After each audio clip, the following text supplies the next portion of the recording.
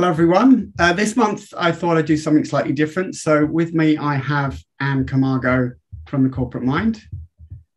Hello. So I've known Ann for many years, both personally and professionally. We work together sometimes in collaboration. And I thought it would be useful this month to have a chat with Ann about a few things around coaching. So Ann, I thought it'd be useful to just kind of line up a few questions with you, and we can just have a conversation about your experience with coaching. Does that sound okay? Absolutely. Yeah. Thanks for inviting me, Justin. Welcome. So, and I'm curious what brought you to coaching in the first place. If you wouldn't mind just sharing with me and everybody else what it was that made you make that decision to actually get a coach. Yeah, absolutely. It was really a wake-up call for me, actually, back in 2016 when I was going through a really difficult time at work.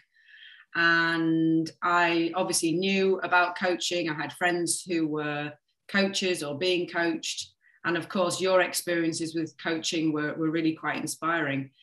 But it took me quite a long time, actually, to reach the point where I finally agreed to sign up for some sessions. And it wasn't until 2018 when I started a new job, much bigger job. And a month in, I realized, wow, all the problems I was having with my mental health a couple of years earlier all started to come back again. And I'd reached out for therapy in the past. I'd seen psychologists. I'd looked at different ways of helping myself understand myself better. So I really just thought it was time to try something new. And so that's why in 2018, I reached out to you and we set up our first few sessions. And wow, it was a light bulb moment. That's right. I remember the telephone conversation or the telephone call, we need to talk. And you just started your new job at JP Morgan in Canary Wharf. That's right. I was about a month in, and that anxiety just started to creep in again, and you were just wonderful. You talked me off the ledge and brought me back to life a little bit. Yeah. And just for context, just to remind me, was it you were coming back from maternity? Is that right? That's right. I'd taken a couple of years off. I'd left my old firm, and my daughter was 2.5, and she was going to preschool. So I started a new job, and it really was like the biggest job of my career so far. I was sort of 20 years into my career, and it was tough, after having a couple of years out, especially after having a baby. My confidence levels weren't great. My headspace was all over the place. So it was tough, and I didn't go back into work through any kind of maternity return to work program. I just went in as a fresh new hire. So I didn't have that much support around me. And that's why, having some coaching sessions I felt were really necessary at that point. I needed somebody to help guide me through the process of starting a new job and working my way in. So it really was it was necessary, I would say, at the time. I don't know what would have happened to me if I hadn't have had those sessions with you, to be honest. Yeah, and I love what you say about it. It's almost like you knew you needed some support. Yeah, because we talked about coaching for years, but I think it's just when the moment is right, it, and that's when you go for it. Because it's not an easy process to go through. It's like it's like therapy or any other forms of just talking about yourself. We're all a little bit uncomfortable talking about ourselves, aren't we? And that's what it is. It's an hour with maybe a complete stranger, maybe somebody who you know really well, like yourself, but really exploring your inner thoughts and expressing, verbally and vocally what's going on up here. It really was pretty mind-blowing. I call it my light bulb moment. You helped me realize for the first time in my life, when it came to my career, I have a choice. And that was groundbreaking for me. Amazing. Yeah, we all have a choice. Even though sometimes we don't think we do, we always do. have a choice. Thank you for sharing that, Anne. Can you tell me a little bit about your experience? You talked about your light bulb moment, but one thing that we don't often consider, or people don't consider when they're first going into coaching for the first time, is the actual experience that they have, because people don't have any sort of benchmark. You know, you try to describe it. I tried to describe it in a blog when I first started blogging, but what was your take? What's your experience on coaching? I think it's a very unique conversation, a very natural, organic process that you go through with your coach that you don't have with anybody else. You know, you can talk to your partner, you can talk to your best friend, you can talk to a close family member, but it's not the same as having that very intimate, but very professional as well, conversation about, like I was saying earlier, about your inner thoughts and that voice in your head. It's a very safe space that you can explore that voice and what your inner voice is telling you. I know you talk about it being your gremlin, and just having that safe space to be able to share with somebody that you have that gremlin and it's talking to you constantly, and just being able to get it out it was really quite moving, actually. It can be upsetting, there can be tears, there can be laughter, there can be joy. It took us maybe 2 or 3 sessions for me to get used to that process. But once I did, probably by the 3rd session, once I was able to get those emotions out and get those thoughts out and just feel comfortable expressing myself, I really felt like by the 3rd session, we were really getting to some good, juicy stuff. Mm. You're actually reminding me of the sessions that all coming. It's funny how you remember. Well, I remember these things, and I remember some of the dots were beginning to connect, and you talked about the many light bulb moments that you had. Yeah, I can actually recall them now, and how profound they were for you. So I think we coached together for, I think it was probably about a year in total, I think. Yeah, probably. Yeah. And then off and on since then. That's right. That's right. So if you were to summarize, it's difficult sometimes to put into words, but what did you get out of the coaching, and where did it take you? It really helped me understand that I had a choice. That light bulb moment was like a weight off my shoulders when I realized I didn't have to do what I was doing. I didn't have to be where I was. I could choose to do something else.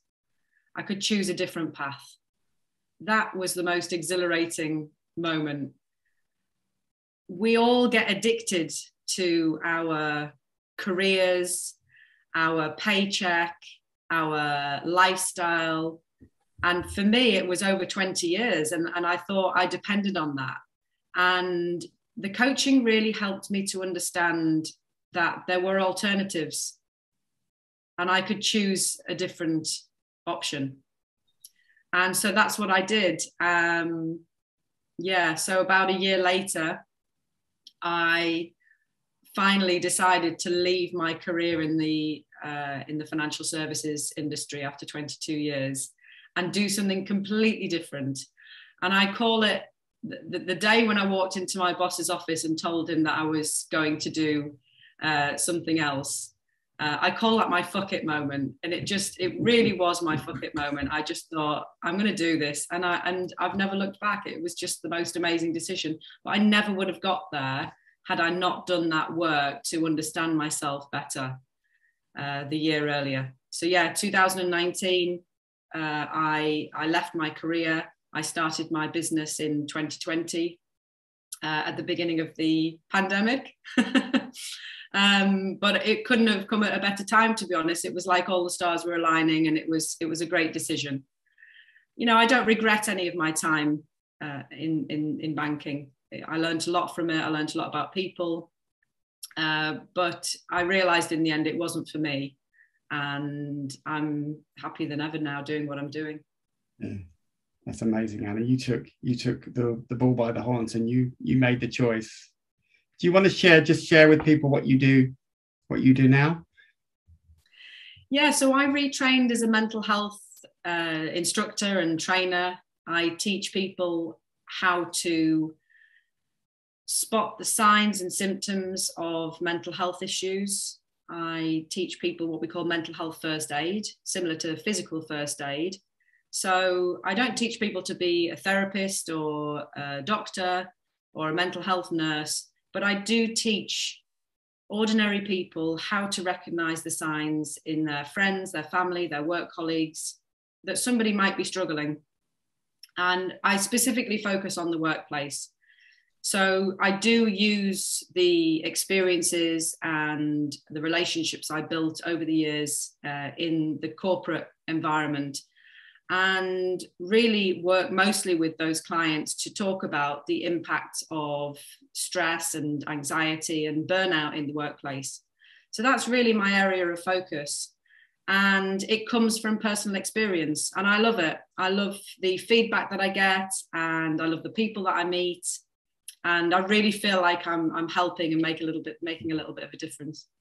Oh, that's amazing, Anna. I remember how your own experiences with your own mental health, it was almost like a springboard in terms of like going into something you were really interested in, really passionate about, and it really does show up in your work. Yeah, I actually took a mental health first aid course in 2018, and halfway through the course, it just blew me away. I thought, why didn't they teach me this when I was at school? It would have saved me so much heartache and stress and anxiety over the years if I'd have only known this. And we talk about our stress container. We talk about this container, a bucket, whatever you want to call it. We all carry it around with us, this backpack of stress, and we all have it. And for most of the time, we can all juggle different stresses in our lives. We can carry a little bit here and there. And we've got really good, healthy coping mechanisms to de-stress at the end of each day. But sometimes life happens and things happen to us. You know, bad things happen. We lose people. Relationships break down. You know, we miss the bus, the car breaks down, whatever it might be. And that stress can start to build up. And for me, when my stress container overflowed and it turned into a panic attack, that was when really life changed for me. And it wasn't until 2 years later, when I attended a mental health first aid course, that I realized what had happened to me. So I just want to go back and teach people about this, because if I'd have only known what a panic attack looked like and felt like, then it would have made the whole experience for me a hell of a lot easier. Yeah, I know exactly what you're talking about. I wish they'd had it when I was going through my process with work as well. Yeah. So thank you so much for sharing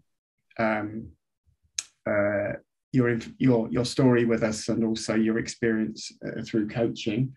I really appreciate that. I'm sure people, or just by hearing what you're through that experience, the benefits that people can gain through doing mental health first aid awareness. And actually, what is lovely, I know that you're giving listeners who will see this through my posts and also through my newsletter a discount through the Corporate Mind for March. So thank you very much for that. Yeah, absolutely. So my next course is on March 21st, and exclusive offer to Justin's clients and viewers. Get in touch, and I'd love to see you on my next course. Thank you very much, Anne, and thank you for joining me today. Thanks, Justin.